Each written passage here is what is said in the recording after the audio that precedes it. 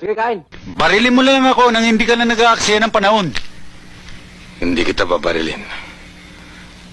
Ang mga katulad mo, ang mamatay sa baril, ay karangalan. Hindi kita bibigyan ng ganyang kasiyahan. Mamamatay ka na para isang asong nasagasaan sa lansangan. Hindi mo ko kayang takutin. Mapapatay mo ko, pero hindi mo makukuha ang gusto mo. Hindi kita tinatakot.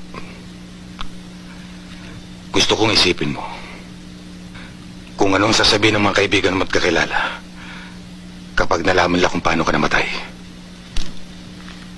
Nasagasaan at nadurog. Parang isang hayop na walang silbi.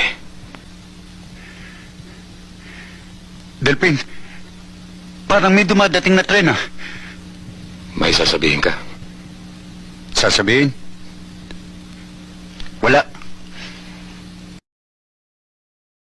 Tatanggol yun ah! Tatanggol! Olits! Tatanggol! Ang galing mo kanina! Nahabol ka ng mga pulis! Idol!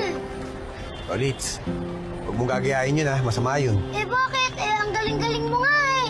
Basta, masama yun. Oo, diba ang hinahabol ng pulis? Oh, usay pa ang malimos nyo.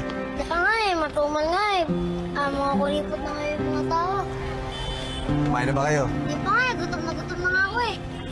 Sige, kumain.